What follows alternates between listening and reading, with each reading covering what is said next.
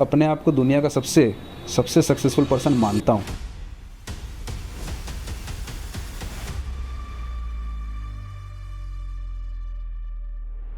Artist का देखने का तरीका जब तक नहीं बदलता, आर्टिस्ट कुछ भी बना रहा है उसका कोई मतलब नहीं है। इस धरती में हम क्या देख रहे हैं कि ग्रेविटी है, ग्रेविटी में एक सामान रखा हुआ है, एक पत्थर रखा हुआ है, तो पत्थर का भारीपन फील हो रहा है। सही बात। पढ़ाई पे थोड़े अच्छे मार्क आ गए गलती से, अरे वाह। तो लगा कि चलो पढ़ाई भी करी जा सकती है। क्लास 11th में मैं पहली बार कैनवस देखा हूँ। कॉलेजेस मुझे इंडिया के पसंद नहीं आ रहे थे। मतलब आर्ट को लेके मैं बहुत सारे ऐसे थॉट्स सोचता रहता हूँ कि एक्चुअल में इसका मीनिंग क्या है। आजकल के पेरेंट्स फिर भी थोड़ा खुल रहे हैं कि आप पेंटिंग करो, सपोर्टिव हो रहा है। हाँ, एज एन आर्टिस्ट अगर आपके अंदर क्यूरियोसिटी नहीं है तो आप आर्टिस्ट नहीं हो। सही बात। क्यूरियोसिटी बिल्कुल।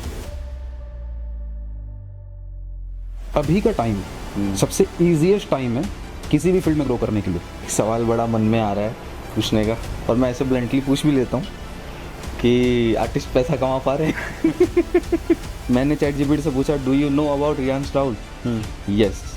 अभी आपके कौन ऐसे फेवरेट आर्टिस्ट हैं? कोई ऐसी स्टोरीज के बीच में आपका पर्सनल एज एन आर्टिस्ट ऐसा ठग लाइफ मोमेंट आया है कुछ?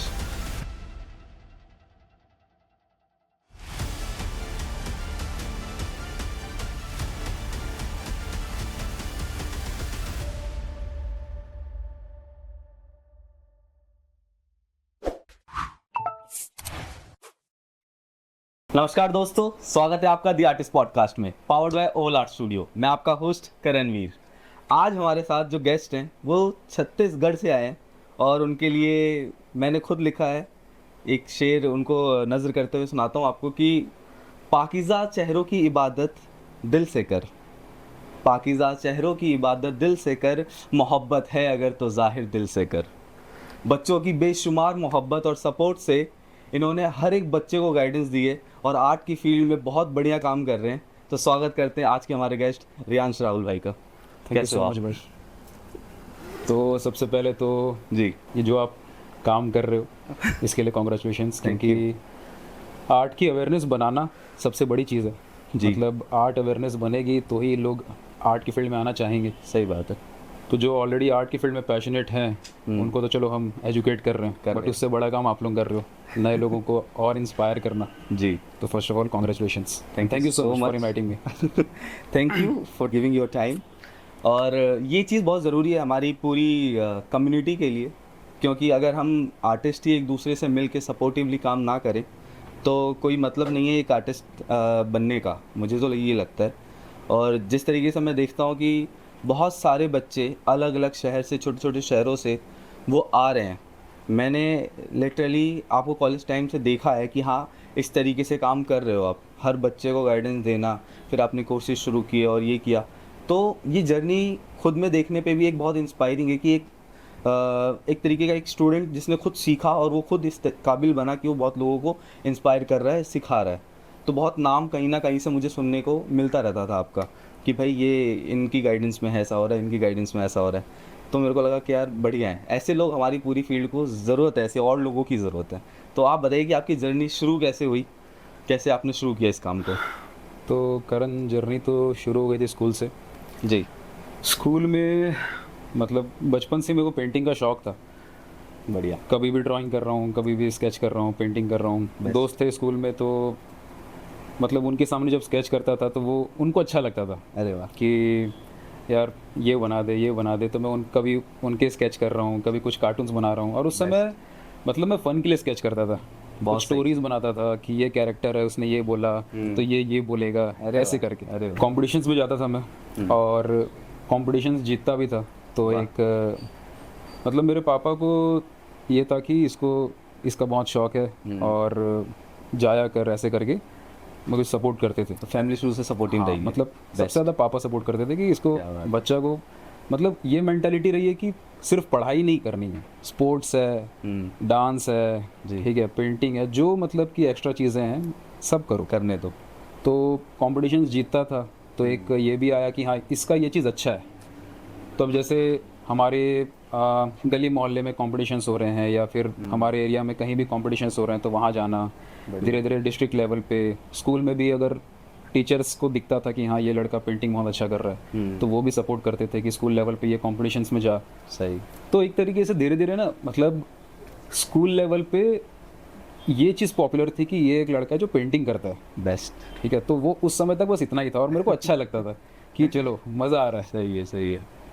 तो ये था माहौल। और ये चीज़ I believe maximum art lovers की कहानी रही है कि ये स्कूल रहता में, है, हाँ, स्कूल में ना वो स्कूल में। बंदा पॉपुलर पहले होता है। हाँ। वो अपनी टेरिटरी में पहले पॉपुलर होगा, फिर आगे बढ़ेगा। और मतलब कहीं भी ड्राइंग का नाम आया तो सब देख रहे हैं कि हाँ ये लड़का है, तो वो अच्छा लगता था। बेस्ट। तो ऐसे शुरुआत हुई थी। उसके बाद फिर 10th क्लास तक ये चला। 10th में थोड़ा पढ़ाई का प्रेशर आना शुरू हुआ, तो धीरे धीरे पेंटिंग का प्रैक्टिस वगैरह कम हो गया।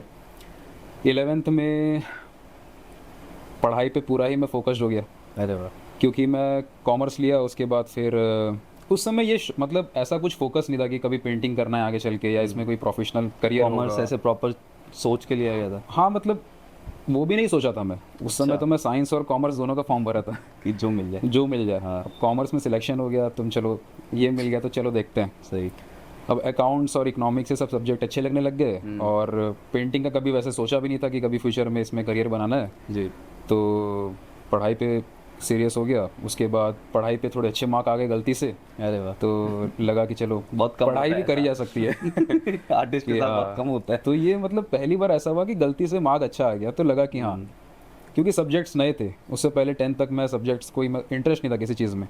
तो पहली बार इंटरेस्ट आया कि हाँ पढ़ाई में इंटरेस्ट आ रहा है, अकाउंट सब्जेक्ट अच्छा लग रहा है, इकोनॉमिक सब्जेक्ट अच्छा लग रहा है। तब तक वो सब चीज़ें पता नहीं थी। तो 11th-12th में पूरी पढ़ाई में फोकस हो गया और पेंटिंग पूरी छूट गई। हम लोग दोस्त यार थोड़ा बहुत स्केच कभी कभी करते थे, लेकिन पेंटिंग ऐसा कभी करूँगा सोचा नहीं था कभी। 12th के बाद अब कॉमर्स का स्टूडेंट एक ही चीज़ आती है, सीए कर।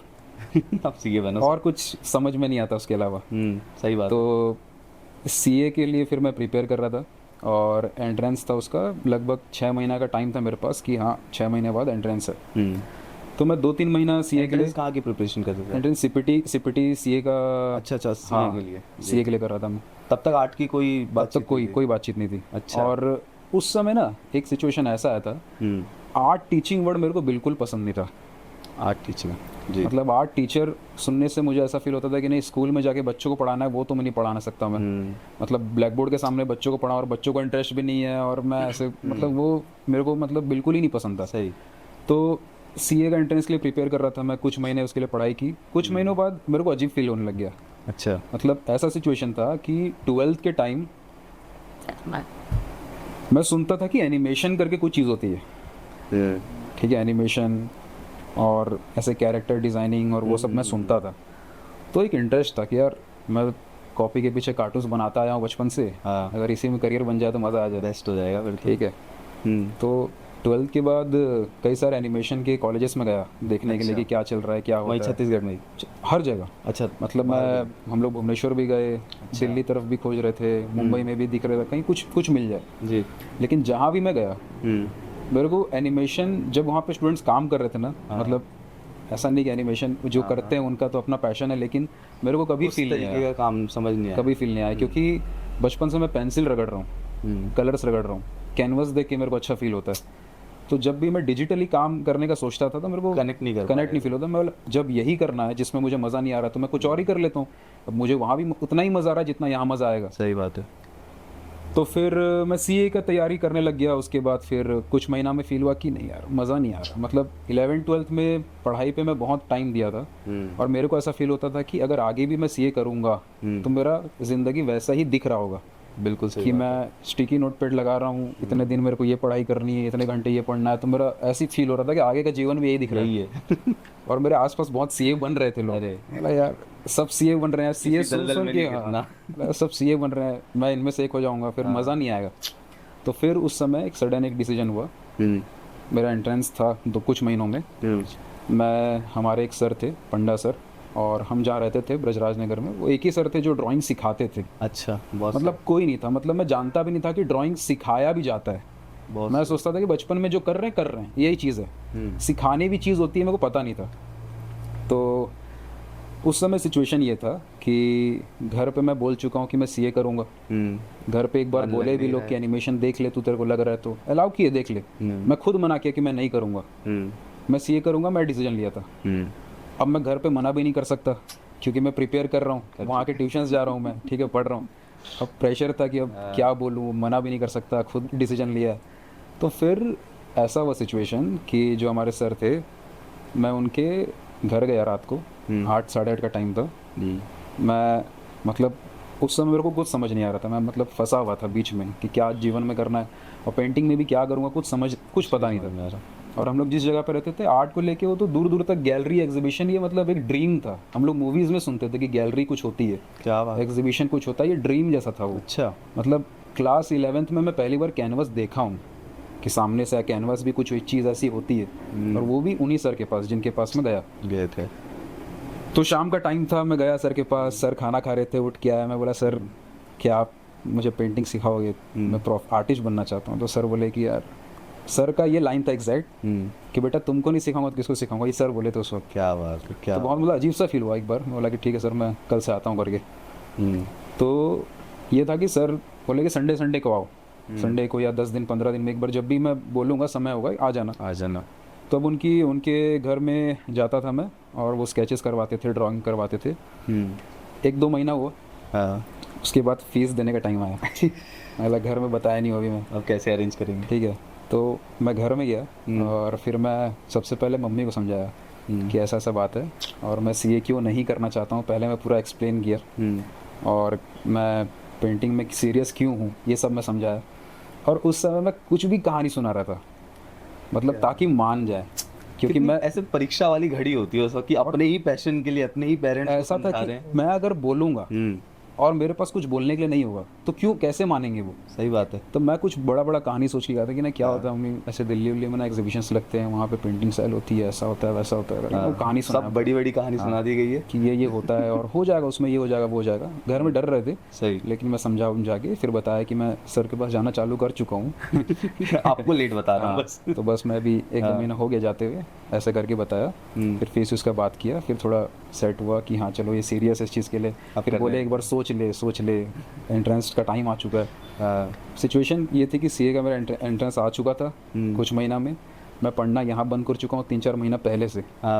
किताबें पढ़ी हैं सब, मैं उस समय तक सीरियस पढ़ रहा था, उसको बंद करके मैं ड्राइंग के ऊपर काम कर रहा हूँ। लेकिन मैं एंट्रेंस देने गया कि चलो यार भी उसके फीस पे की तो चलो ख़त्म करके आते हैं उसको, उनकी बातचीत मान लेते हैं। तो गया मैं कि चलो 2-4 घंटे का काम रहता है, ख़त्म करके वापस आएंगे, अपना काम ख़त्म होगा। गया, जो भी मैं उस समय रफली स्टडी किया था, अकाउंट्स और वो सब सब्जेक्ट्स थे, तो किया और आया घर कि अब उसमें जाना ही नहीं। वो भी क्लियर हो गया था। हाँ, मैं अब हो गया था, क्लियर हो गया था वो। सिचुएशन ये थी कि मैं सोच के आया था कि फेल तो होना ही है, अपने को कुछ मतलब है नहीं, अपने को पेंटिंग करना है कुछ, तो फेल होंगे तो होंगे, अब तो उससे कुछ मतलब नहीं है। सही। घर पे भी मतलब कि वो हो चुके थे कि अब पढ़ ही नहीं रहा है तो क्या ही होगा। अब कुछ महीने बाद रिजल्ट आया। जब तक रिजल्ट आया तब तक मैं गैलरीज जाना और कोलकाता और इधर उधर जाके गैलरीज में क्या हो रहा है ये सब देखना, और मतलब पूरा आर्ट में घुस चुका था मैं कि इंटरनेशनल आर्टिस्ट क्या कर रहे हैं, ठीक है। वहाँ पे ऑयल पेंटिंग ये सब मेरे को समझ आना शुरू हुआ कि ये भी होता है। ओल्ड मास्टर क्या करते हैं, सर के पास भी मैं जा रहा था तो ये चीज़ें होती हैं और समझ आना शुरू हुआ। सही। ओल्ड मास्टर का काम मैं पहली बार समझना शुरू किया कि ओल्ड मास्टर ऐसे वर्क करते थे। तो कोलकाता का विक्टोरिया पैलेस, वहाँ पे पहली बार में जो 18th सेंचुरी की पेंटिंग्स होती है वो मैं पहली बार लाइव देखा। हाँ, तो वो पहली बार मेरे को दिखा कि पेंटिंग सामने से ऐसी दिखती है और ऐसा होता है कि लेयर्स में काम होते हैं, ऑयल्स में ऐसा काम होता है, कैनवस वैसे काम होते हैं। तो मेरे को फील हुआ क्या कर रहा हूँ मैं, मतलब बहुत काम करना है, ऐसा फील होना शुरू हुआ। सही बात है। तो फिर जब रिज़ल्ट आया, रिज़ल्ट में लिखा था पास, मैं घर में दिखाया कि पास हो गया गलती से। तो फिर भी घर में था कि अभी भी सोच ले, अब नहीं सोच सकता है, वो बहुत देर हो गया सोचने के लिए। तो अभी भी मैं वो जो मतलब उसका वो था रिजल्ट था, उसको मैं फिर फोल्ड किया, अभी भी वो ऐसे ही पड़ा हुआ है इतने साल से। सही है, ठीक है। तो ऐसा सिचुएशन था। बहुत सही। और उसके बाद फिर ये हुआ कि अब क्या हुआ ना, अब पेंटिंग शुरू कर दिया था लेकिन चैलेंजेस बहुत थे कि क्या करना है, कैसे होगा, कुछ समझ नहीं आता था। किसी कॉलेज के लिए ट्राई नहीं किया वहाँ पे फिर? कॉलेज के लिए ये था कि उसके पीछे भी एक कहानी है। बताइए। उसके पीछे ये कहानी है कि कॉलेजेस मुझे इंडिया के पसंद नहीं आ रहे थे। वो इसलिए क्योंकि मैं जो क्लासिकल स्टडीज़ होती हैं, अटेलियर सिस्टम होते हैं इंटरनेशनल, मैं वही देख रहा था, मतलब कई महीनों से लगातार। अच्छा। 8 घंटे 10 घंटे उसी के ऊपर स्टडी करना। और वहाँ पे पेंटिंग को लेके फ़िलासफ़ी भी शेयर होती है कि पेंटिंग के पीछे थॉट ये होते हैं, ये कहानी होती है, ये रीज़न होता है। और उनका जो मेथड था वो मेरे को लगा कि इंडिया में इन चीज़ों पे काम नहीं हो रहा, तो मेरे को फील ऐसा था कि मैं उसी को देख के काम करता हूँ। अच्छा अच्छा। तो मैं क्या करता था, भुवनेश्वर हम लोग उड़ीसा का जो कैपिटल है वहाँ पे मैं जाता था सामान खरीदने, कि सामान खरीद के लाया, घर पे पेंटिंग किया। ठीक है। तो अब क्या है ना, मेरे जो पेरेंट्स हैं उनके साथ मेरा बॉन्ड बहुत अच्छा है, मतलब बहुत डीपर बॉन्ड है। टचवुड। तो उनका ये शुरू से फील था कि यार तू बाहर चले जाएगा तो अच्छा नहीं लगेगा हम लोगों को। तो मेरे को थोड़ा सा अच्छा नहीं लगता था सुन के। तो एनिमेशन भी जब मैं कॉलेज खोजता था तब भी ये चीज़ बोलते थे सब कोई कि अगर तेरे को एनिमेशन में करना है तेरे को बाहर रहना पड़ेगा, यहाँ पे कुछ नहीं है। तो वो फील आता था कि फिर मैं बाहर ही रहूँगा तो घर में क्या होगा। तो फिर मतलब कि सिचुएशन ये थी कि पापा बोले कि क्या लगता है तेरे को, अगर तू सारा सामान घर ले आए, मतलब जो भी आर्ट के लिए तेरे को चाहिए, जो भी ब्रश चाहिए, कलर चाहिए, अगर तू घर ले आए तो क्या तू नहीं कर सकता क्या? बोला कर सकते हैं, ट्राई कर सकते हैं। ऐसा फील हुआ मैं कर सकते हैं, क्योंकि मैं वो चीज़ स्टडी कर रहा था, बस मेरे को मतलब एक्सपेरिमेंट करना था कि होता क्या है। क्योंकि ये पेंसिल्स इतने टाइप के होना और ये ब्रशेस होना, ये पहली बार था सब कुछ। सही बात है। उससे पहले बचपन से पेन और एक पेंसिल से काफ़ी था वो। बिल्कुल। तो फिर सामान मटेरियल्स लाना शुरू किया, घर पे प्रैक्टिस करना शुरू किया, पहली बार एक्रिलिक पेंटिंग कैसे होती है, ऑयल पे ट्राई करना शुरू किया। तो वो, और उस समय हमारे घर में सामने एक रूम था, उस समय वो मतलब कि जितने भी दुकान का सामान था सब वहीं पे, गोदाम टाइप का था वो। तो सब सामान वहाँ स्टोर होता था, तो वहाँ स्पेस था थोड़ा ठीक ठाक, तो वहीं पे मैं पेंटिंग करता था दिन भर। बढ़िया। और मतलब स्टोरी में ना मैं देख रहा हूँ कि कितना सपोर्टिव रहे हैं पेरेंट्स। सपोर्ट बहुत ज़रूरी था यार तू साथ में रह, साथ में कर, सीख, मैं पूरा तेरे साथ खड़ा हूँ। ये एक आर्टिस्ट के लिए बहुत बड़ा चैलेंज हो जाता है। बहुत सारे फैमिलीज़ में जब कुछ करना चाहता है बच्चा तो उसको उस तरीके से समझा भी नहीं जाता, और एक एजुकेशन भी नहीं है कि यार ये बच्चा इसमें करियर बना पाएगा, नहीं होगा, कुछ नहीं होगा।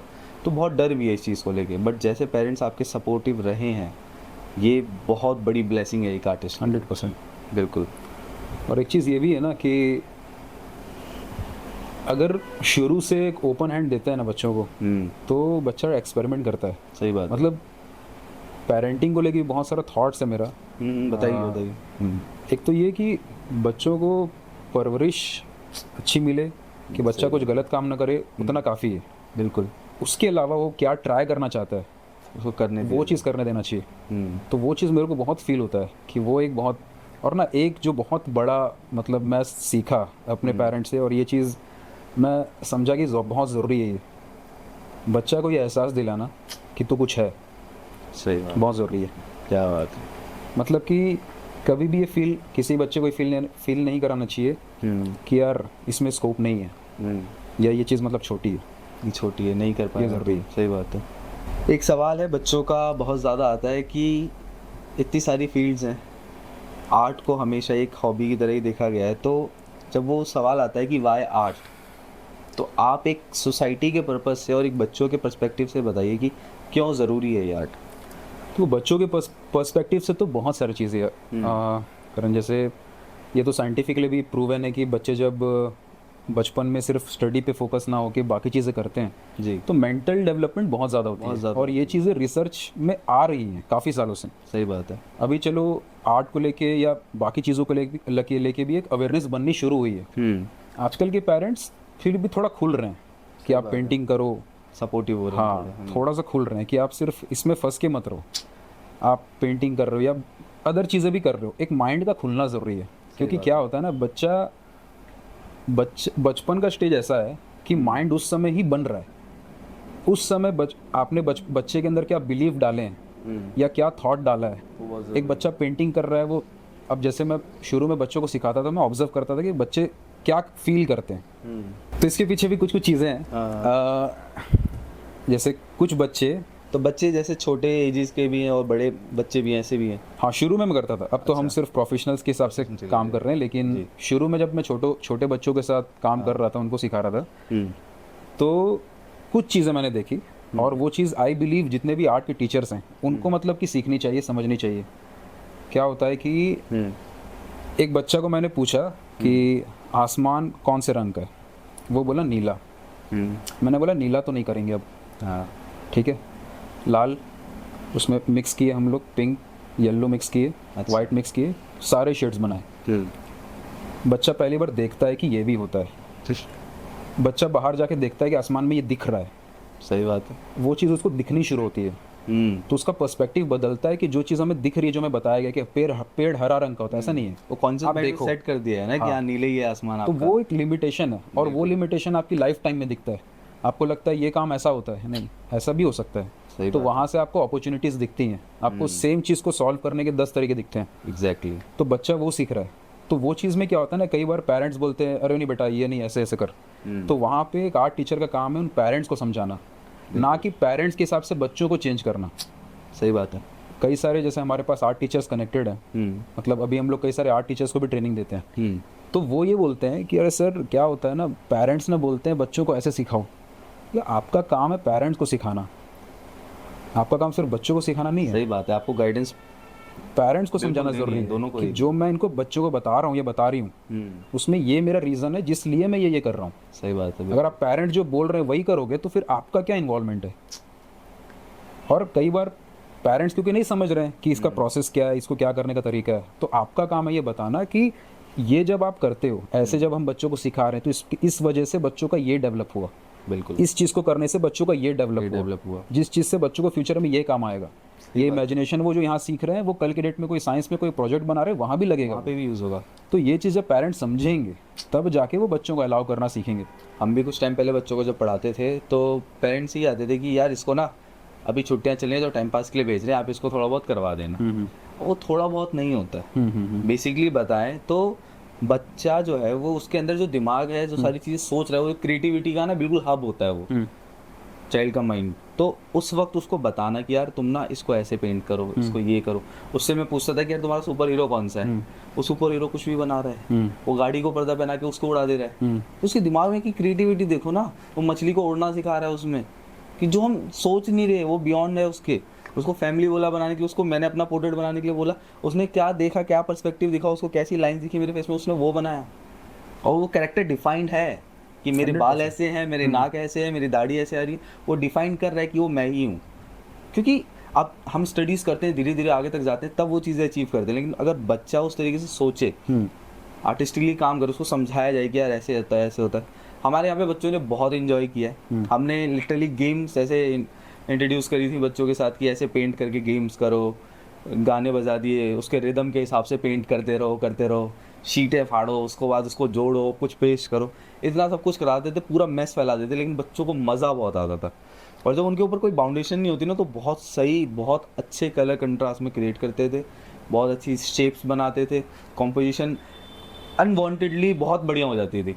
वो देख के हमें भी सीखने को मिलता था, यार हम ऐसे पैचेस भी यूज़ कर सकते हैं, हम ऐसे कॉम्बिनेशन भी यूज़ कर सकते हैं। तो मज़ा आता है बच्चों के साथ, थोड़ा चैलेंजेस है संभालना बहुत मज़ा ये है, एनर्जी हमारी डबल ट्रिपल लगती है 100%, लेकिन मज़ा बहुत आता है बच्चों के साथ। ये चीज़ तो है। मैं यही चीज़ पूछना चाहूँगा कि आपने लर्निंग फेज़ अपना शुरू किया, उस लर्निंग फेज़ के बाद आपको किस पॉइंट पे लगा कि यार अब ना ये चीज़ लोगों तक भी फैलानी है, अब लोगों को तक भी पहुंचना है और उनको भी समझाना है इस फील्ड के लिए आने के लिए। तो जो आपका वहाँ पे माहौल था ना, उस एक्सपीरियंस के हिसाब से बताइए। बहुत सारी चीज़ मेरे बचपन में ऐसी हुई, या पेरेंट्स के थ्रू ऐसे समझी, या सोसाइटी में देखी, वो सब जुड़ी हुई है। अच्छा। तो अब जैसे मैं ये वाला पॉइंट बोला कि बच्चों के साथ ये करना चाहिए, या मैं भी जब छोटा था तो एक अलाउ करना कि बच्चे ये करें जी सही। और इसका अपोजिट भी ऑब्जर्वेशन में आती है।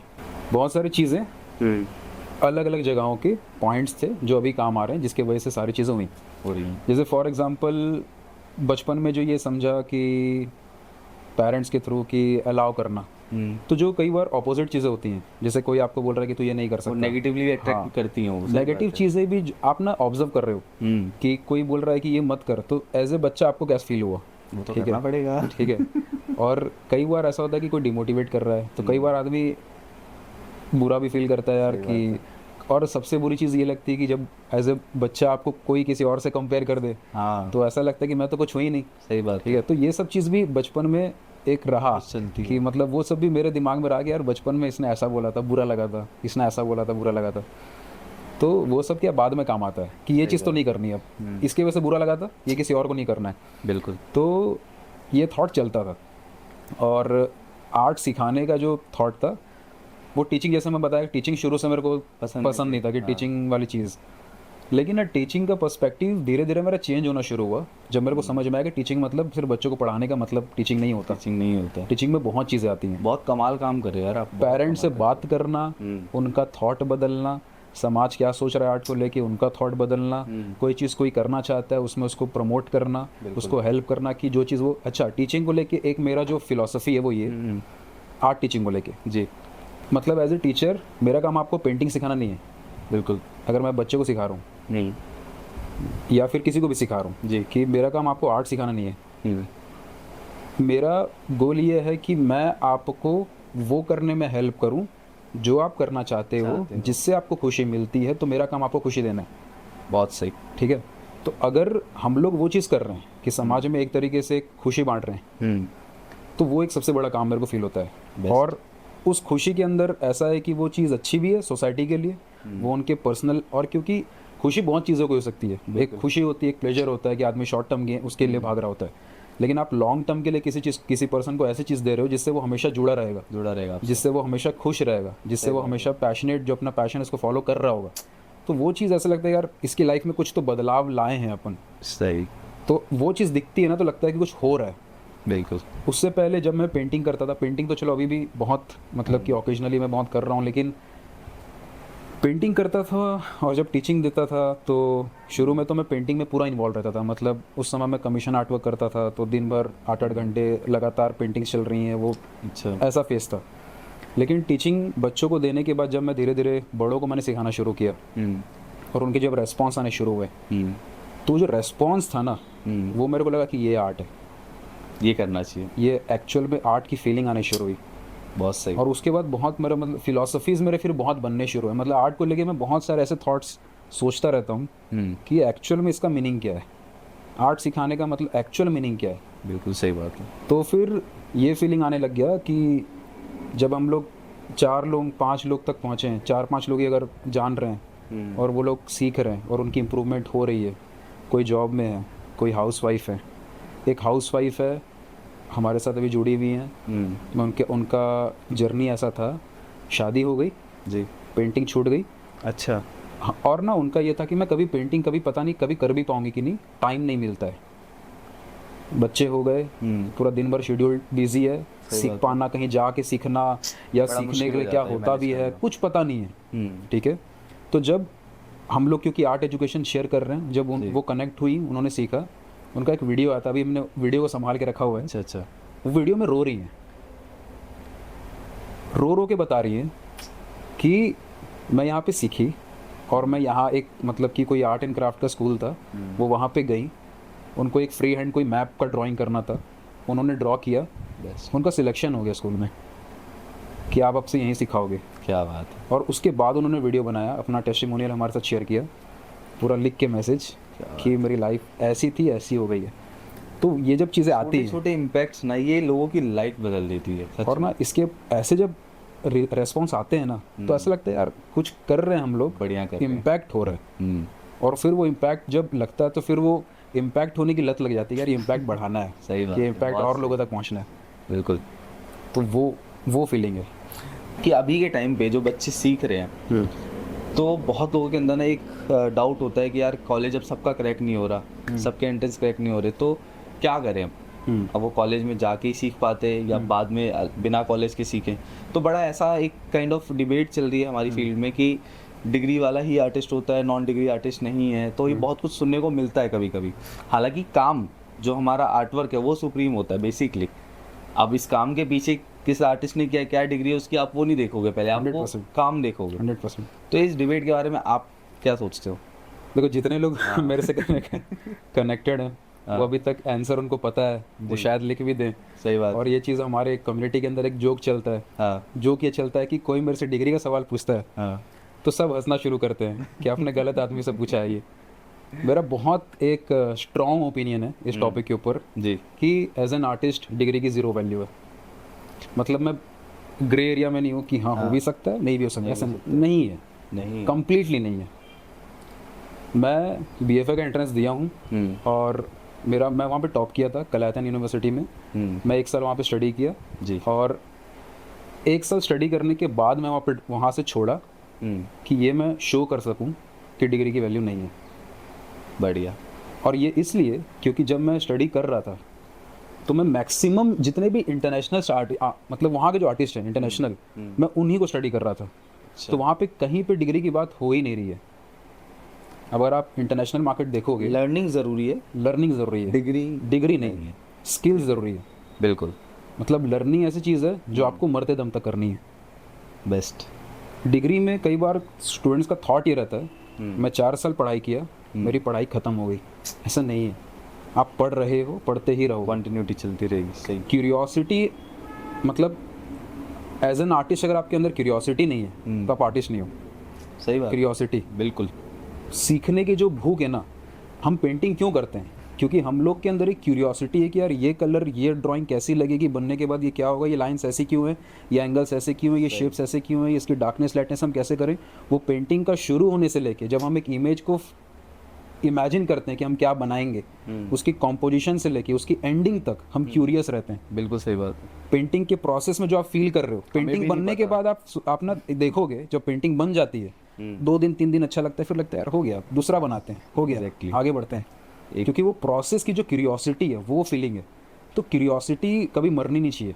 आप भी अपनी पेंटिंग को रख के देखते हो पहले? मैं बहुत देखते मतलब रहो, क्या लग रहा है, कैसा लग रहा है, मतलब मैं खाना खा रहा हूँ, देख रहा हूँ इसमें ऐसा क्यों है, ठीक है, फिर अगले दिन आ रहा हूँ अच्छा नहीं लग रहा है, इसको उल्टा करो पहले, ये गलत लग रहा है, अब देख के मैं वो बुरा लग रहा है, इसको उल्टा करो पहले।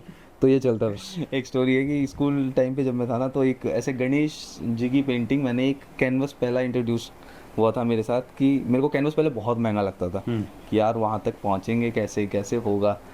तो वो एक पता नहीं कोई एक्टिविटी थी, उसमें मुझे ना कैनवस बोर्ड मिला और वो मुझे बोल के मिला कि ये कैनवस है। मैंने कहा कैनवस तो क्लॉथ होता है, वो आप बोर्ड कैसे दे रहे हो मेरे को? उनका इसके ऊपर पेस्ट है, ये है ऐसे।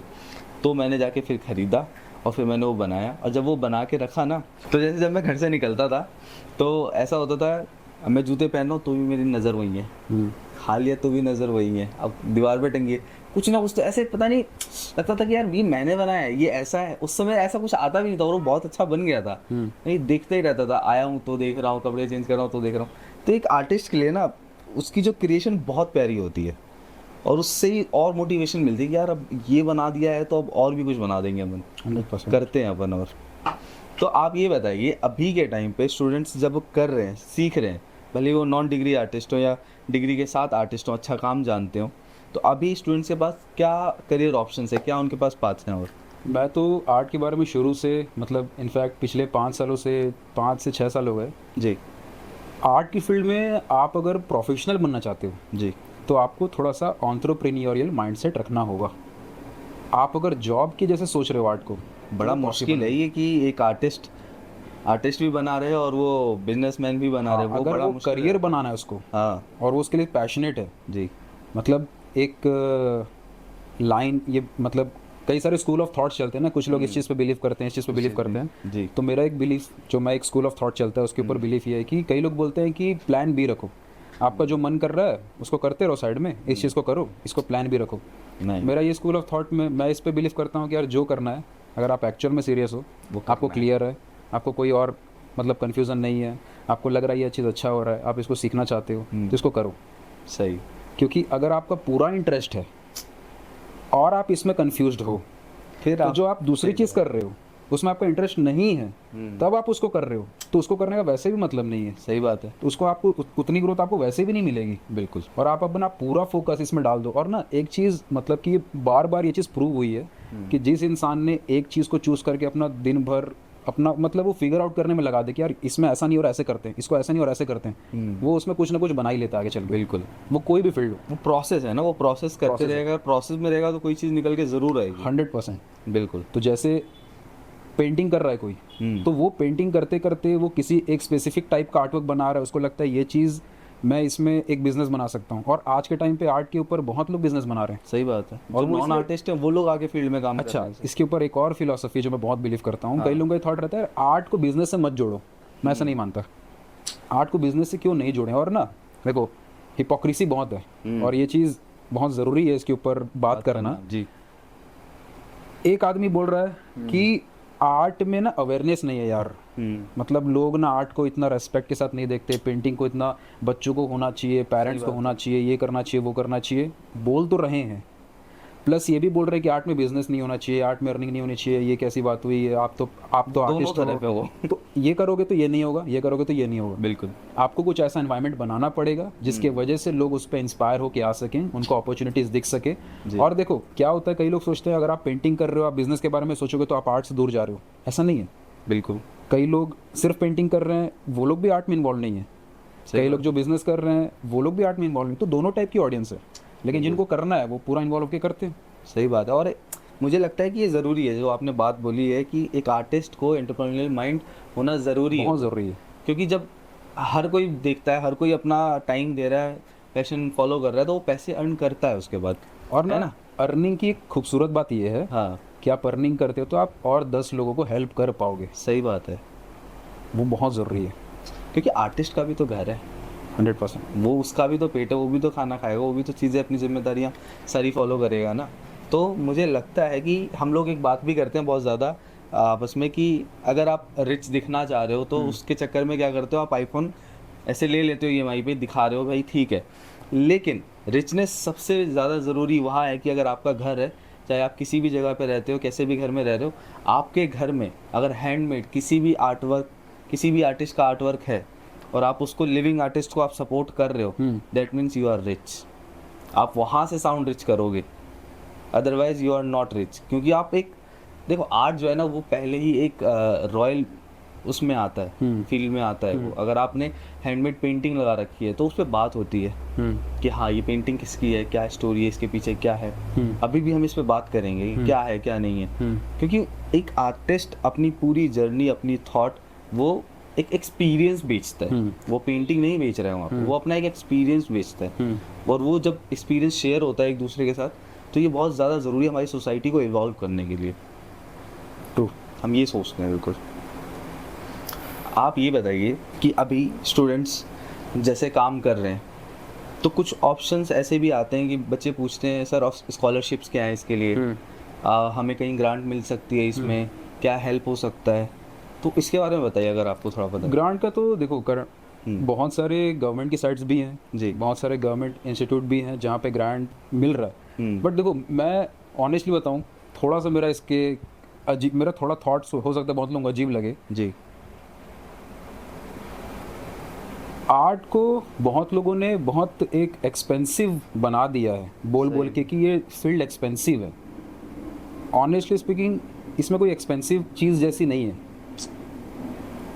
मतलब ठीक है, ग्रांट के ऊपर बहुत चीज़ें कर रहे हैं लोग, मतलब बहुत सारे सपोर्ट्स हैं। आप अगर उसकी उनके साइट्स पे जाके देखेंगे तो उनके अलग अलग स्कॉलरशिप्स निकलती है, ठीक है। जैसे एक मेरा स्टूडेंट था, उसने मुझे बोला कि सर ये यहाँ पे इतने की स्कॉलरशिप मिल रही है, मैं अप्लाई करूँ क्या, ये करना पड़ेगा। और एक चीज़ जो मैंने पिछले 3-4 सालों में सीखी है, आप जो करना चाहते हो उसको करने के अलावा हर एक काम डिस्ट्रैक्शन है। बिल्कुल सही बात है। तो अगर आप ग्रांट के ऊपर या और भी अदर सपोर्ट सिस्टम के ऊपर आपका फोकस है तो बहुत सारा माइंड स्पेस आपका जाता है वहाँ पे। नहीं, एक तरीके की बहुत लोगों के लिए हेल्प भी हो जाती है। 100% जो लोग फाइनेंशियली उतने अच्छे नहीं है, सेटल नहीं, हेल्प के लिए चलो वो ठीक है, लेकिन मैं एक जो मिथ है ना ये वाला कि शायद हमें एक फाइनेंशियल सपोर्ट मिलेगा तो ही हम आर्ट कर पाएंगे, ये तो गलत बात है। हाँ, तो मैं इस चीज़ को लेके बहुत एक चलता हूँ कि आप सबसे लोएस्ट जो चीज़ें अवेलेबल हैं, आपके पास एक चारकोल का टुकड़ा अवेलेबल है जो कि बहुत ऐसे फ्री में भी मिल जाता है। बिल्कुल सही बात। ठीक है, आपके पास जैसे हम लोग जहाँ पहले रहते थे उड़ीसा में, तो हम लोग के घर के ऊपर जो टंकी की दीवार होती है, ठीक है, तो वहाँ पे मैं फिगर ड्राइंग्स करता था बढ़िया दीवार पे। तो वो चीज़ मतलब किया, उसके बाद मिट जाता था वो। तो वो प्रैक्टिस करने के लिए बहुत चीज़ें। अब वही है, जो करना चाहता है वो ना रिसोर्सेज का मोहताज नहीं है। हाँ, वो कुछ भी करेगा, कैसे भी करेगा। मेरा मतलब कि मेन कोर बिलीफ ये है कि जो आपका गोल है ना, उसी चीज़ के बारे में सोचते रहो 24 घंटे, वो करते रहो बस। और क्या है, अभी एक बहुत बड़ा मतलब कि शाहरुख खान की मुझे लाइन याद आ गई इसमें कि आप खाना किसी भी चीज़ को चाहते हो तो शिद्दत से लग जाओ। सही। और एक चीज़ और है कि अभी आपके पास एक जादू है हाथ में, ठीक है, आपके पास एक ऐसा डिवाइस है जिससे आप दुनिया बदल सकते हैं। ये जो मोबाइल हम लोग यूज़ करते हैं, ये किसी ज़माने में एक इंसान को कई कमरों का कंप्यूटेशन पावर लगता था, तब जाके सही बात है। उसको भी इतना मतलब कि एक्सेस नहीं था। सही। अभी एक छोटा सा मोबाइल डिवाइस जो आपके हाथ में है, उसी डिवाइस से सरकारें पलट जा रही हैं, उसी डिवाइस से दुनिया में लोगों का थॉट प्रोसेस चेंज हो जा रहा है, उसी डिवाइस से लोग दुनिया में कहाँ से कहाँ पहुँच रहे हैं। सही बात। आपके पास सारी इन्फॉर्मेशन का एक्सेस है, सारी नॉलेज फ्री में अवेलेबल है, आपके पास डिस्ट्रीब्यूशन अवेलेबल है। आज से पहले अगर थोड़ा सा हम लोग इसको प्रोफेशनल एंगल से समझें जी, आज से पहले जब रेडियो सिस्टम था, ठीक है, लोग वहाँ पे एडवर्टाइज करने के पैसे देते थे। बिल्कुल सही बात। टीवी आया, कंपनियां लाखों रुपए पे करती थी कि यहाँ पे मेरा एडवर्टीजमेंट लग जाए बस। हाँ। आज के टाइम पे और अगर हम लोग पुराने ज़माने के आर्टिस्ट की बात करते हैं, हम डाविंची की बात करते हैं या पिकासो की बात करते हैं या रेम्ब्रांड की बात करते हैं, उस समय पे हमें लगता है कि यार वो आर्टिस्ट कितना अच्छा कर रहे थे, उस समय तो आर्ट की कितनी वैल्यू थी। आप उनकी जब डॉक्यूमेंट्रीज पढ़ेंगे तो आप पाएंगे कि उनका स्ट्रगल हमसे 100 गुना बड़ा था। सही बात है। उनको मतलब कमीशन वर्क्स के ऊपर डिपेंड रहना पड़ता था कि कोई हमें पैसा दे तो हम सामान खरीदें, काम कभी हम जाके कहीं से सीखें। डाविंची जैसे एटेलियर्स में सीखते थे तो वहाँ पैसा पे करें, उनका महंगा मटेरियल्स आता था, एक्सेस नहीं था सबको कि वहाँ जाके कोई सीख सके। बिल्कुल। इतना डिफ़िकल्ट था। और जो वहाँ के किंग्स होते थे, किंग्स क्वींस, उनके मोहताज होते थे कि ये लोग अलाउ करेंगे तो हम यहाँ पे आर्ट वर्क बना पाएंगे, ये लोग अलाउ करेंगे तो हम यहाँ पे एक्सपोजर मिलेगा, ये गैलरी अलाउ करेगी तो हम जा पाएंगे। और इस लेवल का मतलब डिफ़िकल्टी थी उस वक्त। बिल्कुल। आज के टाइम पे आपके पास ये एक्सेस है कि आप अपने घर पे बैठे हो, आपके पास एक क्यूरियस माइंड है, आपके पास एक दिमाग है जो बोल रहा है यार मेरे को ये सीखना है, ये सीखना है, ये सीखना है, पागलपन है। सही। आपकी क्वालिटीज़ हैं, ये क्वालिटीज़ खरीद नहीं पाओगे आप, ये आपके अंदर से है। सबके अंदर आपके अंदर एक पागलपन है, क्यूरियस माइंड है, यार मेरे को ये चीज़ करनी है, सीखना है, सीखना है, सीखना है, इस पे काम करना है, करना है, करना है, करना है। आपके पास डिवाइस है, सीखो सीखो सीखो। आपके पास डिवाइस है, डिस्ट्रीब्यूट डिस्ट्रीब्यूट डिस्ट्रीब्यूट, शेयर करो करो करो करो। बिल्कुल। आपको दुनिया का हर रिसोर्स मिल जाएगा। आपको ग्रांट जैसे आप बोल रहे हो, ऐसे कई सारे लोग आपको सामने से सपोर्ट करने वाले मिल जाएंगे, कई सारे प्राइवेट ऐसे इंस्टीट्यूट मिल जाएंगे जो आपको सपोर्ट करने के लिए तैयार हों। कई सारे ऐसे NGOs चलते हैं जहाँ पे बहुत सारे लोग डोनेशन करते हैं। तो सपोर्ट की प्रॉब्लम नहीं है, आपको डिज़र्व करना पड़ेगा कि क्या आप वो सपोर्ट डिज़र्व करते हो, और वो सपोर्ट डिज़र्व कर सकते हो ये दिखाने के लिए आपके पास पूरी सुविधा है, पूरी सुविधा है। तो ये अगर कोई समझ गया, बनो पहले। सही बात है। ये अगर कोई समझ गया ना, आज के टाइम पे किसी को कोई प्रॉब्लम नहीं ग्रो करने में। एक गांव का बच्चा जहाँ पे कुछ भी नहीं है आर्ट को लेके, वो भी उस लेवल पे काम कर सकता है वो इंसान जिसके पास सारी सुविधाएं। सही बात है। क्योंकि दोनों के पास सेम लेवल ऑफ एक्सपोजर है।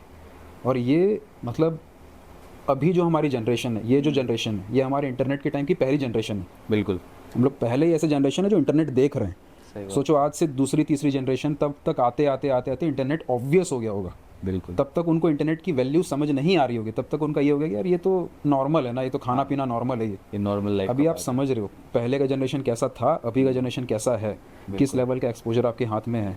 बट उतनी सीरियसनेस बस आपको चाहिए।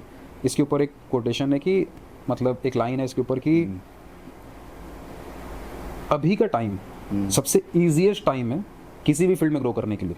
सबसे ईजीएस्ट टाइम पे हम लोग जी रहे हैं, लेकिन अभी का टाइम सबसे ज़्यादा डिस्ट्रैक्शन का टाइम है। ये बात तो है। अब अगर आप थोड़ा सा डिस्ट्रैक्शन से निकल जाओ कि आपको 100 चीज़ें का मन कर रहा है, ये भी कर लेता हूँ, वो भी कर लेता हूँ, ये भी देख लेता हूँ, थोड़ा सा सीरीज़ भी देख लेता हूँ, थोड़ा सा इधर घूमने भी चले जाता हूँ, थोड़ा बर्थडे पार्टी भी अटेंड कर लेता हूँ, ये सब छोड़ छाड़ के आप पूरा फोकस करो ना दिन भर कि मेरे को काम करना है। ये मेरा एक सवाल बड़ा मन में आ रहा है पूछने का, और मैं ऐसे ब्लंटली पूछ भी लेता हूँ कि आर्टिस्ट पैसा कमा पा रहे हैं? कमा तो पा रहे हैं, कमा पा रहे हैं, जितने को मैं जान रहा हूँ। क्या बात है। तो आपकी जो एकेडमी है, इस एकेडमी में करेंटली अभी कितने स्टूडेंट्स पढ़ रहे हैं, और अभी आप उनको कैसे सिखाते हो, उसके मेथड के बारे में थोड़ा सा बताइए। तो एकेडमी में हमारे अलग अलग वो हैं, सेक्शंस हैं। तो हम जो सेशंस करते हैं, कुछ हमारे मिनी सेशंस होते हैं, कुछ घंटों के होते हैं, जहाँ पे हम प्रोफेशनल जर्नी की क्या कहानी है वो सब समझते हैं जी। तो उसमें लगभग अभी 30,000 लोग इंडिया से और इंडिया के बाहर से 30,000 ऑनलाइन बढ़िया लोग कनेक्टेड हैं। इसके अलावा जो हमारी कोर ट्रेनिंग है उसमें लगभग 8,000 लोग ऑल ओवर वर्ल्ड कनेक्टेड हैं। क्या बात है। इसके अलावा जो हमारे कुछ और प्रोग्राम्स हैं जहाँ पे हम लोग आर्ट टीचर्स को ट्रेन करते हैं, तो कुछ 100 लोग हैं उसमें, मतलब जी 500-600 लोग हैं उसमें जो सिर्फ आर्ट टीचिंग करते हैं, टीचिंग जो अलग अलग आर्ट के एकेडमीज स्कूल्स वगैरह रन करते हैं। तो अच्छे आर्ट के स्कूल्स के जैसे कुछ कई सारे हमारे ऐसे आर्ट टीचर से बात हुई जो अपने स्कूल में 300-400 बच्चों को सिखा रही हैं, अच्छा। तो वो सारे लोग भी कनेक्टेड हैं। तो वहाँ पे हम बहुत लोग सही। थोड़े से प्रोफेशनल चीज़ों पर सीखते हैं कि एज एन आर्टिस्ट आप अपने क्लास को मार्केट कैसे कर सकते हो, या फिर आप अपना बिजनेस कैसे ग्रो कर सकते हो, ताकि वो जब सीखेंगे तो वो अपने अपने एरिया पे वो लोग अपना अपना काम बढ़ा सकें। सही बात है। तो उस सेगमेंट पे भी हम लोग काम कर रहे हैं। करते हैं। और वैसे हमारे जो मिनी प्रोग्राम्स होते हैं उसमें कई लोग कनेक्टेड हैं, उसमें लगभग 60-70 हज़ार लोग उसमें कनेक्टेड हैं हमारे बहुत सही। लिस्टिंग में। तो ये है। और इसके अलावा हर महीने मतलब कई सौ लोग आते हैं। ऑफलाइन भी आप पढ़ाते हो? ऑफलाइन समय ही नहीं है बिल्कुल। सारा ऑनलाइन है। सारा ऑनलाइन। बेस्ट है। तो अभी जैसे आपने ऑनलाइन एक लेडी का आपने एक किस्सा सुनाया, तो और भी ऐसे मोटिवेशनल ऐसे स्टोरीज हैं जो आपको बड़ी याद रही कि यार ये चीज़ बहुत सही करी मोटिवेशनल स्टोरीज बच्चों की? हाँ, बहुत है। बताइए जैसे बताइए। एक लेडी का तो चलो मैंने आपको एग्जांपल दिया, जी तो एक और लेडी है, जी वो महाराष्ट्र में ही अपनी एकेडमी रन कर रही है। जी। उनकी एकेडमी में लगभग 200 स्टूडेंट्स हैं, 200 बच्चों को वो ड्राइंग सिखाती हैं। अरे वाह। तो उनके साथ मेरा 1-to-1 एक मीटिंग हुआ। मैं मतलब क्या होता है मीटिंग में, ये होता है कि मैं ये चेक कर रहा होता हूँ कि अभी वो क्या कर रही हैं, और हम लोग पहले सिलेक्शन करते हैं कि कौन है करेंटली, वो क्या कर रही हैं, कितना वो किस लेवल पे हैं, कि वो अभी तक क्या कर चुकी हैं। सही तो ये सब अपन चेक करने के बाद कुछ मीटिंग्स करते हैं। बात। जी तो वहाँ पे मैं थोड़ा सा जानना चाह रहा था कि वो एग्जैक्ट अभी क्या कर रही हैं। तो उन्होंने बताया, उन्होंने बोला कि और उनकी एज अभी 40s में है, ठीक है, फैमिली है और प्रॉपर अपनी क्लास रन करती है, बहुत अच्छे से कर रही हैं, जी। अच्छी अर्निंग कर रही हैं, सब कुछ बढ़िया। उन्होंने बोला कि जब मैं छोटी थी हाँ, तो मेरे पेरेंट्स बोलते थे कि ये ड्राइंग पेंटिंग में क्या करोगी, मना करते थे कि ये सब क्या करेगी, इसमें कुछ नहीं है। और शायद उन्होंने उनको इंजीनियरिंग करवाई या कुछ तो करवाया, मतलब उन्होंने बताया था कि कुछ और ही स्ट्रीम उन्होंने चूज़ किया था, उस पर उन्होंने काम किया। जिस स्ट्रीम को उन्होंने चूज़ किया था उस पर उनकी अर्निंग नहीं हो रही थी। ठीक है, सही। फिर उन्होंने अपना एकेडमी शुरू किया और काफ़ी अच्छे से उस पर काम किया, बहुत अच्छे से वैल्यू दिया। वैल्यू देते हैं लोग तभी आते हैं, सही बात तो है। कनेक्शन बना, बहुत सारे लोग जुड़ने शुरू हुए, और अभी जितनी वो अर्निंग कर रही हैं, उनके पेरेंट्स ये बोलते हैं हाँ, कि काश मैंने आपको ये मतलब तेरे को ये चीज़ शुरू से करवाई होती, क्या तो और अच्छा कर रही होती। तो ये सब स्टोरी सुन के अच्छा लगता है कि चलो यार। और ऐसे और भी हैं, मतलब इंडिया में कई सारे लोग एज एन एंटरप्रेन्योर इस चीज़ को समझ के इस पे अपना बिजनेस बिल्ड ऑलरेडी कर रहे हैं। बिल्कुल सही बात है। जैसे एक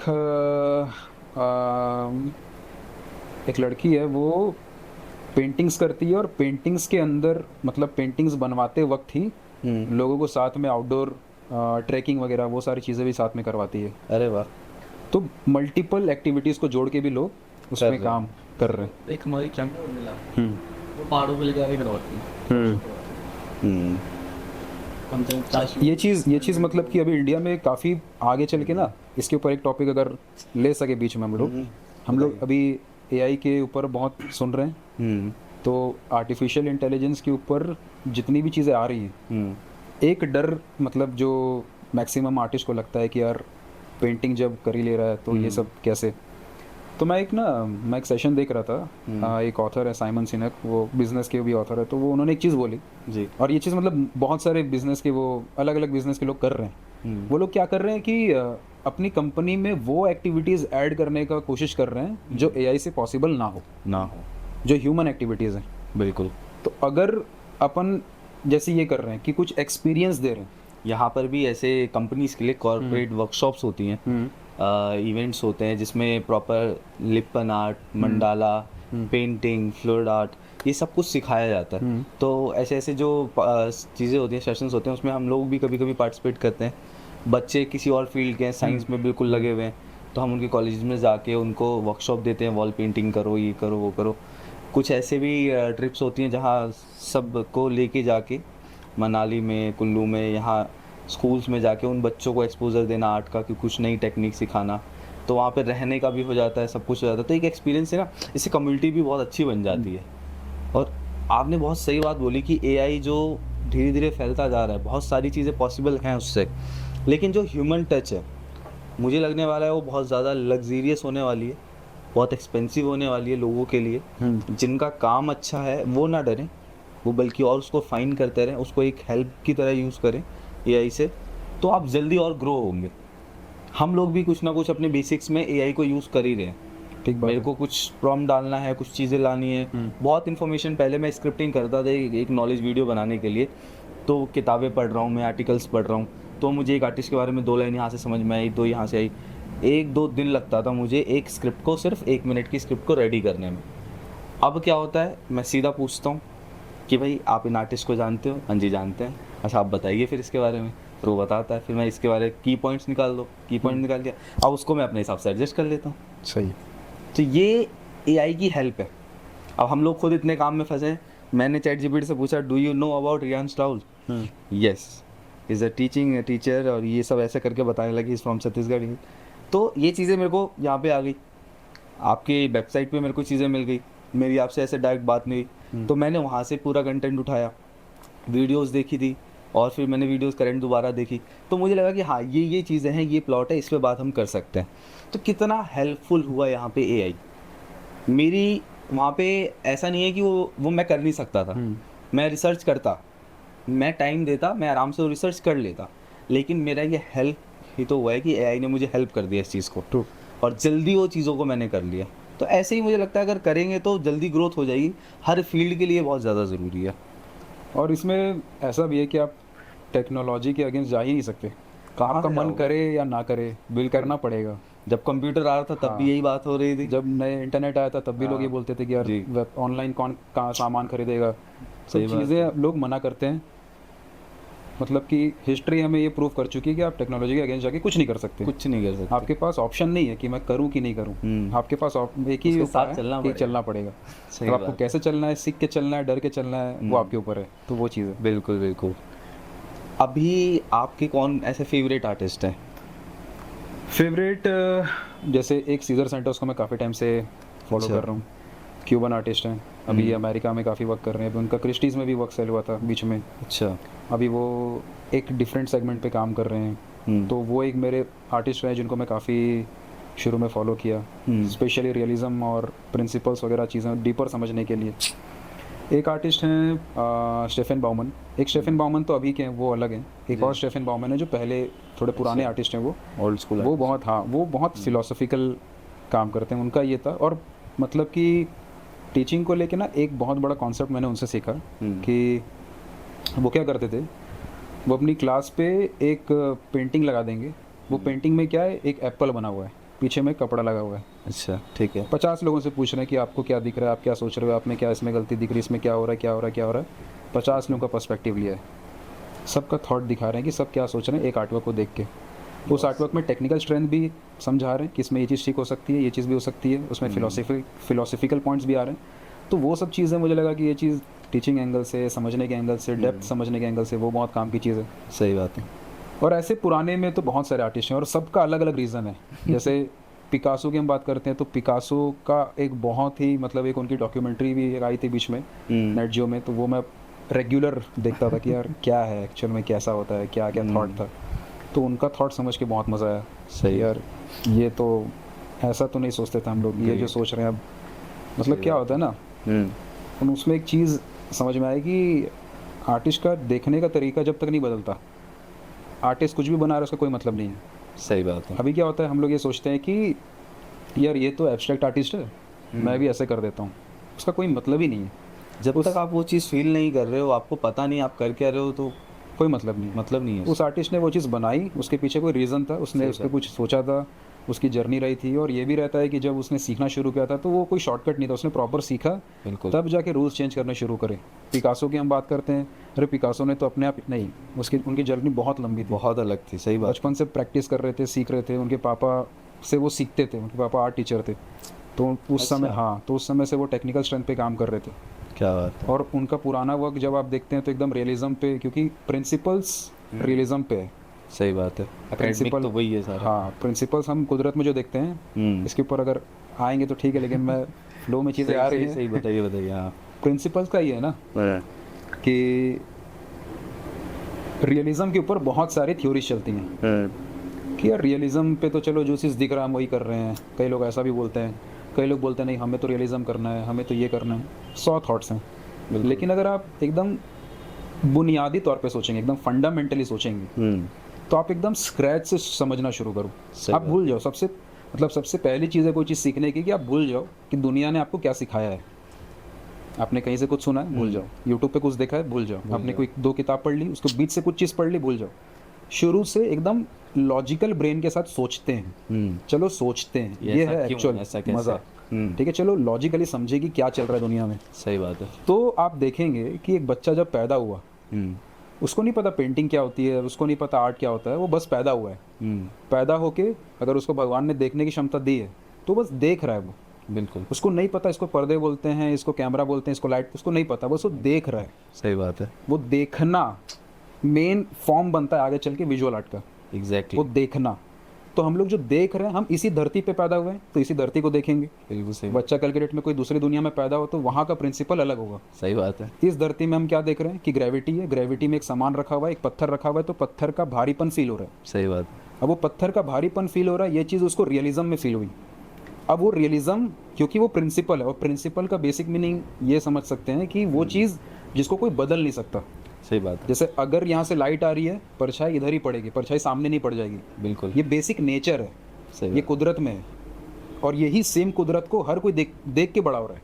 बिल्कुल सही बात। उसको कुछ नई चीज़ समझ नहीं आ रही है, वो इसी एनवायरनमेंट के अंदर ही पैदा हुआ है, इसी को देख के बड़ा हो रहा है। जैसे डा विंची का जो वो एक ड्रापरी का स्टडी बहुत फेमस हुआ, बहुत सही। क्योंकि वो पहली बार इतना डेप्थ के साथ स्टडी कर रहे थे कि लाइट पड़ती है तो एक ड्रापरी में जो रिंकल्स बनते हैं वो कैसे फील आ रहे हैं, उनकी परछाई कैसे दिख रही है।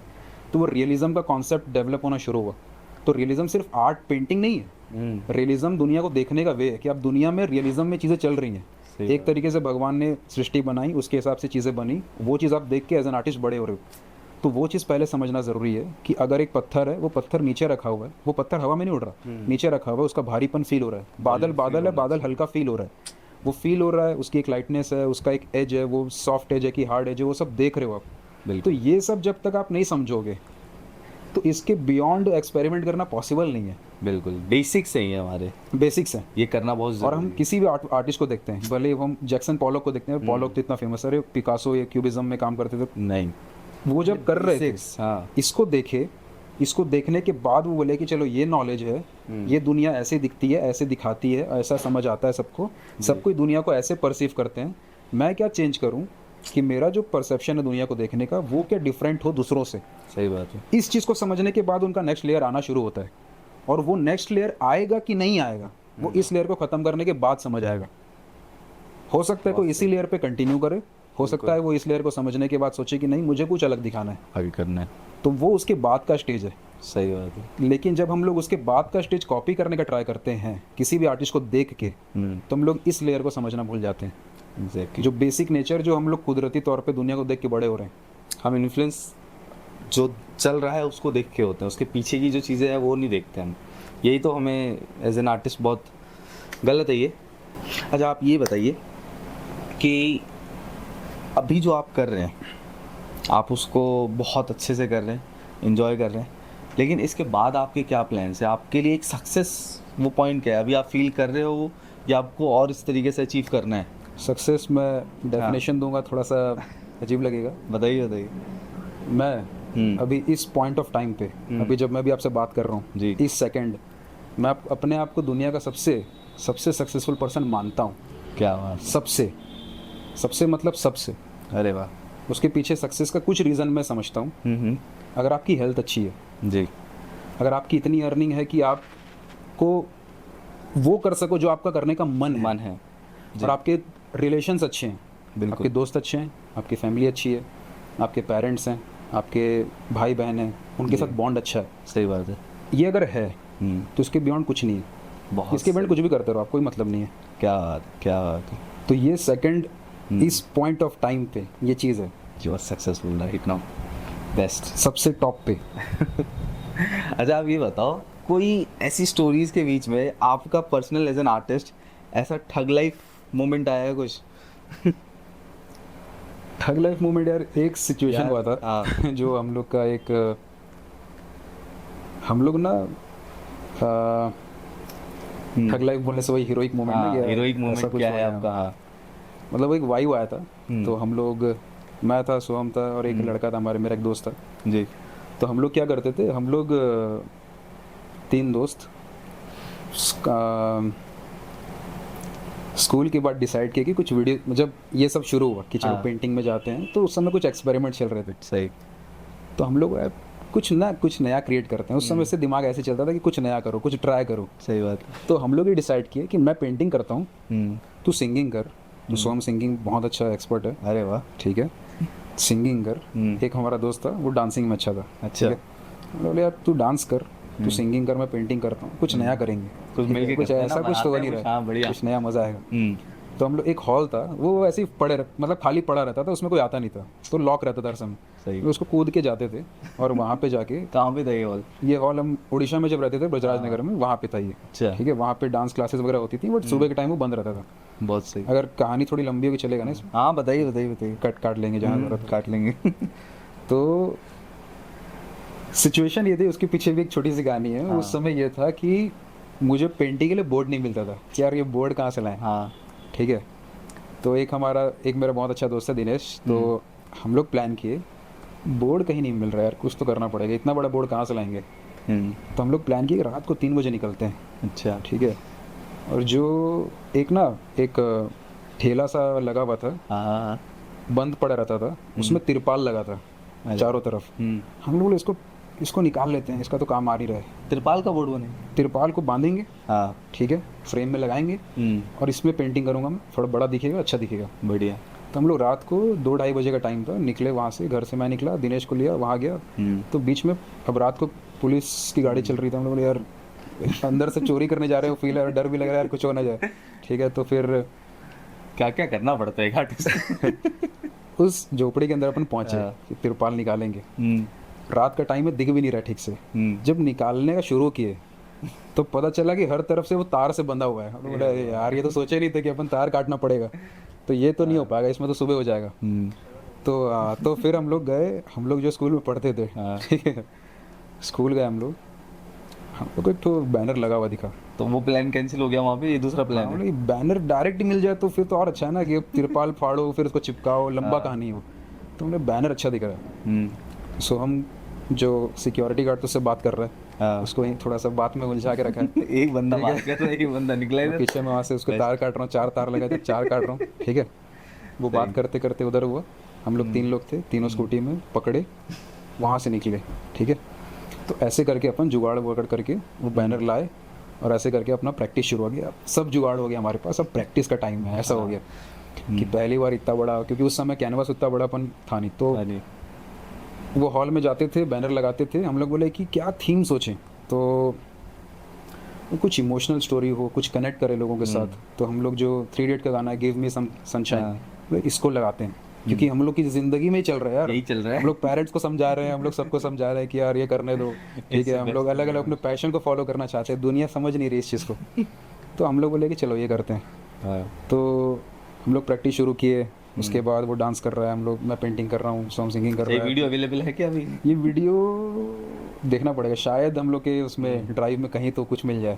ठीक है, तो हम लोग प्रैक्टिस कर रहे हैं और डेली मैं पेंटिंग करता था उसको। ठीक है, तो अपन 2 गाड़ी में, हम दोनों, मैं और सोम पकड़े, पीछे बैठा, बोर्ड को पकड़ा, सामान वामान रखे।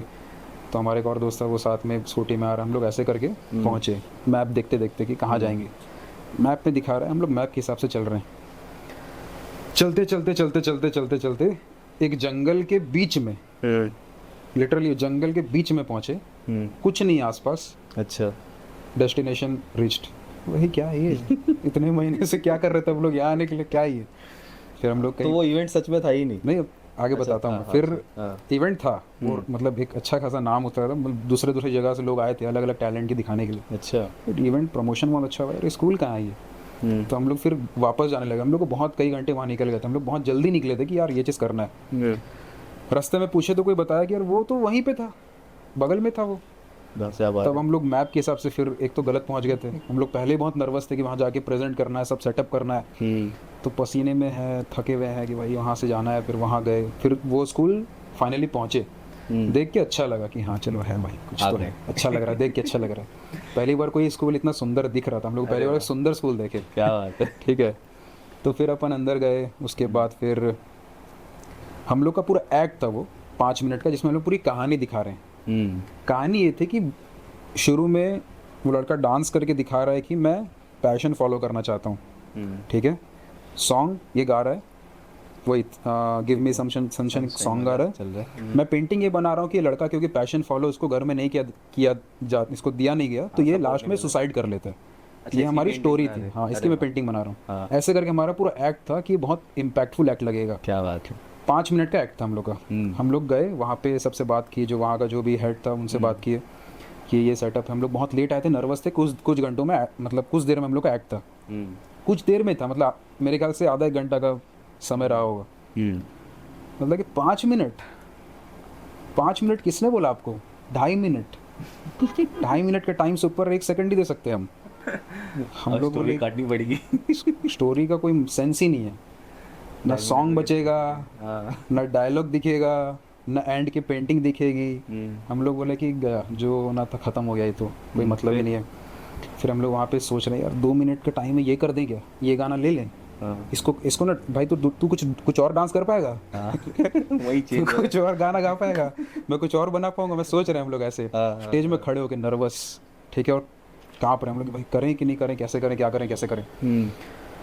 फिर फाइनली सोम बोला कि चलो जो होगा देखा जाएगा। हम लोग बोले ठीक है भाई, जो सोच के आए वही करते हैं। यहाँ अगर कुछ अलग ट्राई करेंगे तो ऐसे ही कचरा हो जाएगा, सही बात है। कोई मतलब नहीं है। गाना समझ आ नहीं रहा है, क्या पेंटिंग बनाओ समझ आ नहीं रहा है, इसका डांस अभी कुछ मतलब नहीं है, अभी जो है वही है। हम लोग करते हैं, देखा जाएगा।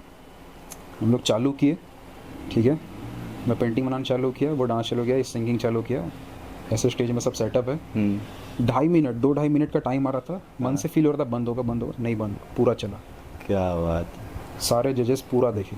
क्या और हम लोग का शायद वो शो मतलब कि एक्ट था जो पूरा देखा गया, 5 मिनट पूरा दिया गया एंड होने तक। अरे वाह। एंड हुआ, सबने तालियां मारी, अच्छा लगा। और वो जो फीलिंग था, मतलब बहुत कि सही। वो फील आया कि यार ये चीज़ उनको पसंद आई है। क्या बात है। और उस मोमेंट पे ऐसा फील हुआ कि हम लोगों ने कुछ सही डिसीजन लिया था कि ये चीज़ अपन करना चाहते हैं और ये जो मैसेज देना चाहते थे वो गया है। तो ये एक मोमेंट था जो हमेशा याद रहेगा। आप ही तो पेरेंट्स बहुत प्राउड फील करते होंगे आप। हाँ, मतलब अब तो है।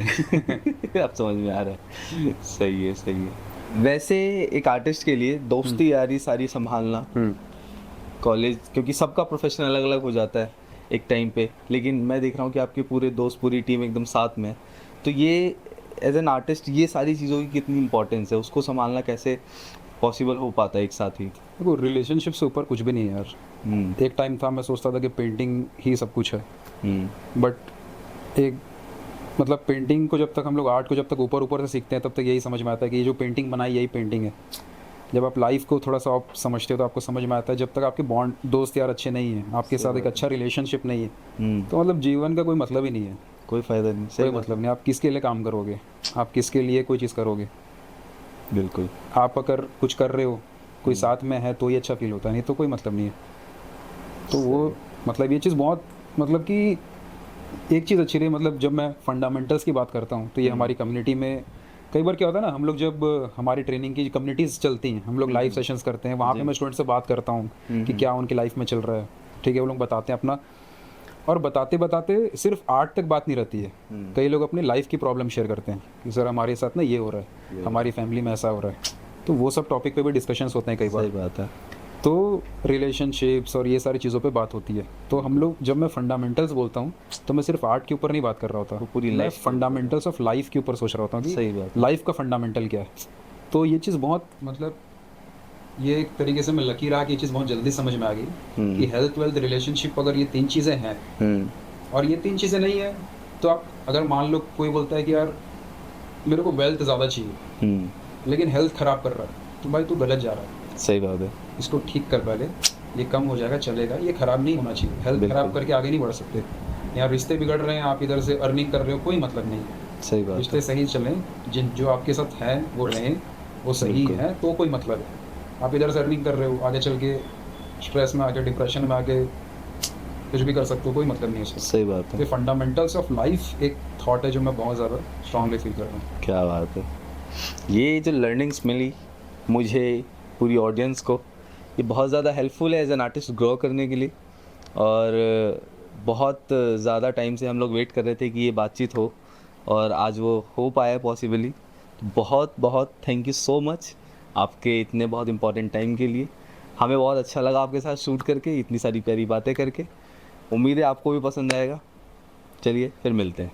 सबसे पहले चीज़ जो ग्लोबल आर्ट स्टूडियो की पूरी जो आपकी टीम काम कर रही है, ये एक तरीके से one of the toughest job है कि आप वो चीज़ कर रहे हो जो बहुत मुश्किल है किसी भी नॉर्मल इंसान के लिए करना, कि आप एक बहुत बड़ी ऑडियंस को आर्ट के बारे में अवेयर कर रहे हो, नॉलेज शेयर कर रहे हो। और स्कूल कॉलेज में पेंटिंग को लेके, आर्ट को लेके उतना एक स्कोप या एक अवेयरनेस नहीं बनती है जो आप लोग कर रहे हो ना, वो बहुत ज़रूरी है आज के समय पे। और ये जो डिजिटल एनवायरनमेंट है, ये आपकी जो बात है कई हज़ारों तक पहुंचती है, लाखों तक पहुंचती है। बिल्कुल। और वो पहुंचना आगे की चीज़ को चेंज करेगा, आगे की जो थॉट होगी।